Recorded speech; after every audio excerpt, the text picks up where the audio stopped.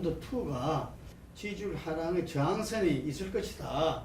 그리고 그 저항선을 유지하기 위한 여러 가지 그 권력이 있는 것이 그게 타겟을 맞춘 게 아닌가 이런 생각이 들 정도로 서해 공무원 피격, 동해 북한 의민 송환 문제 이게 느닷없이 지금 현재 제기돼 가지고 지금 이게 국정 현안이 돼 있어요. 이게 지금 앞서 제가 이야기했던 대로 그러니까 일종의 뭐니까 현 정권이 이 사건 자체를 가지고 일종의 뭐랄까요, 그러니까 지금 시나리오에 의해서 차곡차곡 그러니까 이 단계적으로 지금 준비된 그 풀고 있는 듯한 그런 모습이라는 거죠. 기억하시겠지만 느닷없이 해경이 피격 공무원에 대한 입장을 180도로 바꿉니다. 바꾸고 그 다음 날 국방부가 거기에 대한 또 맞장구를 치고 그리고 또 지금 그리고 바로 며칠 뒤에 국민의힘에서 진상 TF 조사를 띄우고 그러면서 바로 국민의힘이 대통령실 그 기록을 공개하라 그렇게 공격을 하고 그러고 난 뒤에 그러니까 뭐 지금 뭐 이 부분은 이제 그렇게 되니까 이제 아마 유족들 입장에서는 아마 여러 가지 이제 고소 고발을 또 추가적으로 할 수밖에 없는 상황이었고 그러면서 이것이 이제 쟁점이 막 시작됐거든요. 그러고 난 뒤에 그러면서 바로 또 이어놓은 것이 탈북 북송 의민 강제 북송 사건이 또 터지는 겁니다. 터지면서 느닷없이 이 통일부가 이 북송 그 장면을 사진으로 찍은 것을 공개를 합니다. 공개를 하고 이 부분에 대해서 또 앉아 이 지금 국민의힘이 대대적으로 앉아 공개를 하고 바로 이 두 가지 사안을 갖고 국정원이 그동안에 감찰을 해왔던 걸 갖다가 공개를 하면서 전직 원장들을 바로 두 사람을 또 고소 고발을 하죠. 형사 고발을 하고 그리고 기다렸다는 듯이 검찰이 두 사람에 대해서 한 명은 지금 외국 가 있으니까 입국 즉시 통보, 한 명은 출국 금지 이 시키면서 바로 앉아 지금 수사에 들어가고 그리고 난 뒤에 지금 뭡니까 또 통일부는 또 이 영상 자료까지 어디까지 공개하는 이 일련의 과정을 통해서 상당히 그러니까 지금 전 정권이 이 침묵 단계를 넘어서 종북 아니냐. 그리고 이러한 부분들을 반인도적이고 반인륜적이다 그런 식으로 해서 완전히 도덕적으로 지금 이렇게 엄청난 공격을 하고 있는 것이거든요. 저는 앞서도 이야기했던 대로 저는 문재인 정권이 지금 피격공무원 문제라든지 그리고 또 탈북 그 의민들의 북송 과정에서 저는 잘했다고 보지 않습니다. 그 부분은 분명히 저는 그 책임질 부분은 책임지고 진상이 분명히 규명돼야 된다고 보지만 지금 이 모든 것들이 이거 지금 우연으로 이렇게 나오는 것이 아니라 아주 사전에 준비됐던 시나리오에서 진행되는 듯한 모습으로 지금 나오고 있다. 이러한 부분들이 과연 지금 정권이 지금 지지율이 하락하고 있고, 그러니까 국민들이 지금 먹고 사는 문제 때문에 아우성을 치고 있는 이 시점에서 과연 이것이 진짜 그러니까 의도된 나름대로 정치적인 의도에 의해서 캠페인으로 진행되고 있다면 저는 정말 패착이 될 수 있다는 거예요. 그러니까 국정 동력을 어디에 쏟을 것이냐 네. 거기에 대한 아까 말한 선택과 집중도 상당히 국정 운영의 중요한 부분인데 엉뚱한 데 지금 이제 힘을 쏟고 그렇죠. 있고 그것은 바로 그 이면에 하는 어떤 시나리오 계획이 지금 이제 들어간 걸로 봐야 된다 뭐 이런 이야기. 그러니까 이 자체를 갖다가 그런 여전히 논쟁을 하면은 금방 말씀하신 대로 일단 진상규명부터 이렇게 먼저 들어가면서 그게 돼야 될 건데 그게 또 지난한 과정이잖아요. 그 과정에서 보니까 뭐 유족이나 또 이런 또 보수단체에서 또 문재인 대통령하고 당시에 그게 관계자들도 고발하고 이게 완전히 신공안 청구도 아니고 이게 우려했던 검찰공화국이 또 한 단면인가 이런 생각도 들고 저는 솔직히 북송을 한 문제나 공무원 피살 사건에 대한 진실은 밝혀져야 된다고 봅니다. 그 부분이 그렇게 하는 것이 옳은 것이었는가라는 부분을 정확히 밝혀서 다시는 그 정권이 그렇게 되지 않도록 해야 되죠. 근데 이제 문제는 뭔가 하면 이런 부분들을 할 때 여기에 대한 사전 배경이나 그 이야기들을 충분히 하고 그래서 왜 이런 것들이 가장 기초적인 인권의 영역에 속하는 부분인가라는 것들을 이야기를 해야 되는데 그런 것들이 결여된 채 그냥 공안 사건처럼 진행이 되어버리면서 가니까 이것 자체에 대해서도 그냥 국민이 누가 어느 쪽을 지지하느냐에 따라서 이 사안을 바라보는 국민적 시각이요 뭐 저기 호남 사람이나 이 좌파 정권을 지지하는 사람은 이래서는 안 된다고 무조건 이야기해버리고 또 뭐 보수 정권을 지지하는 사람은 그래야 된다라면서 이 사안에 대한 가치에 대한 부분 논쟁이 안 되는 쪽으로 가고 있다라고 저는 그렇게 보여요. 근데 이제 더더욱이나 그 핵심 부분은 윤 정권이 이걸 지지하고 관계없이 정말 이 사실에 대한 이 관계 정리, 그러니까 이 진실의 측면에서 이 부분을 해가고 인권의 측면에서 해갔다라고 하면 이 부분이 그 국민적 공감대를 형성할 수도 있는 소재인데 윤 정권이 지금 제대로 저는 검찰 공안 정국이라 하지만 제대로 또 못하고 있는 거라고 봐요. 왜? 이재명과 이준석에 대한 수사, 당 안팎의 가장 정적들을 수사를 갖다가 지금 주무른 지가 두세 달 되잖아요. 두세 달 되는데 어제 보면 서울중앙지검 밤 부패 3분과 7명 검사 있는 데다가 할당을 해버렸다는 거. 어제 다시 재할당 됐대요. 그러니까 지금까지 수사가 제대로 안 됐다는 거 아니겠습니까? 대장동 부분이요. 그 다음에 어째 또 무슨 서울청장이가 인터뷰를 했지요. 이준석 수사 가지고 시간이 많이 걸릴 것 같다. 성상납하고 뇌물사건 수사가 말입니다.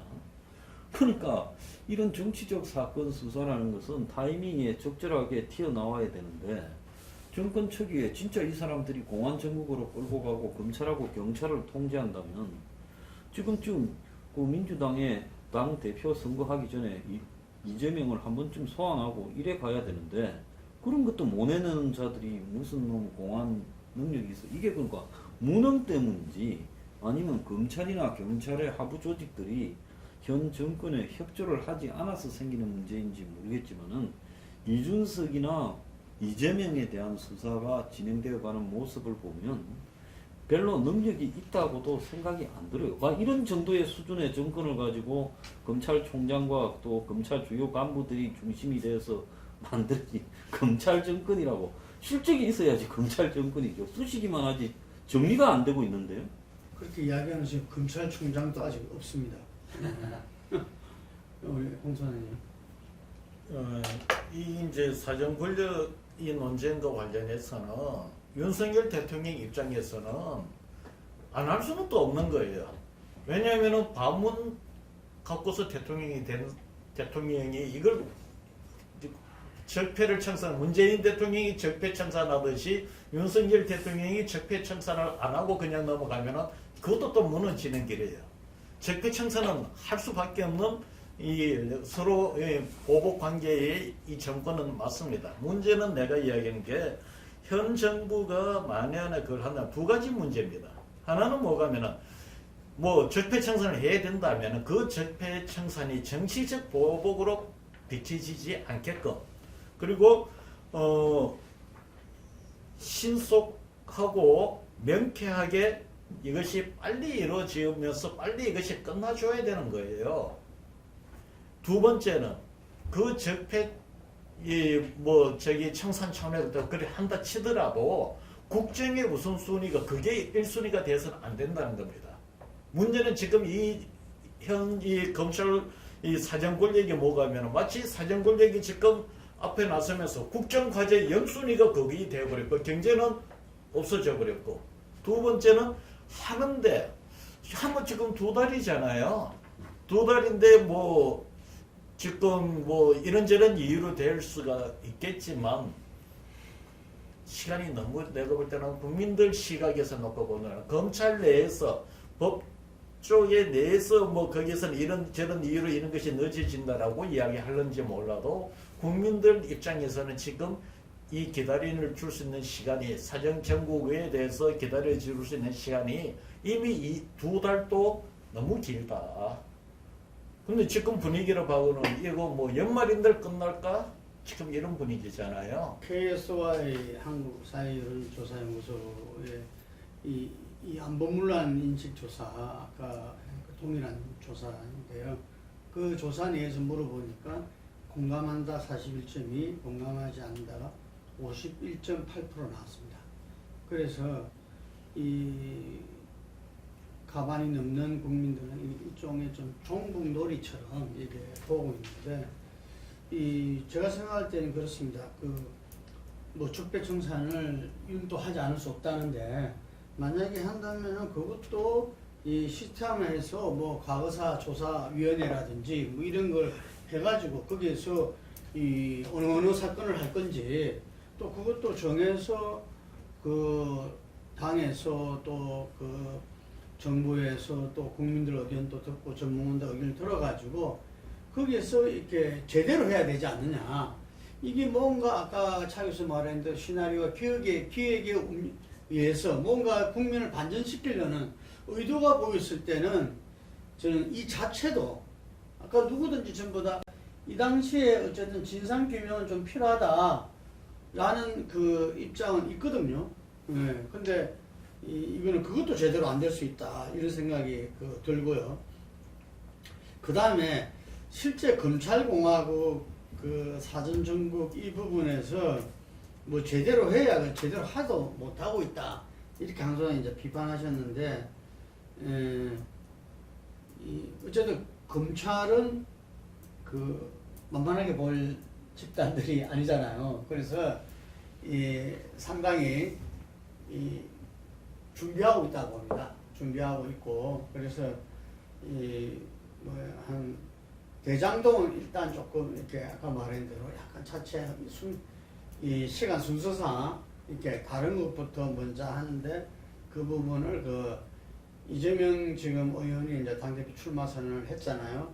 그래서 이제 그 등록 과정을 거쳐서 과연 전대가 8월 28일인데 기소를 그 전에 하느냐 뭐냐 이 시기만 보고 있다는 이야기도 뭐 들었었는데 하여간에 이 사정정국은 이게뿐만 아니라 이 검찰 출신들이 간 예를 들면은 그 금융감독원이라든지 하여튼 이런 데서도 실제로 이렇게 그게 이렇게 관계되는 사람들은 전부 다 숨을 죽이고 있다고 그럽니다.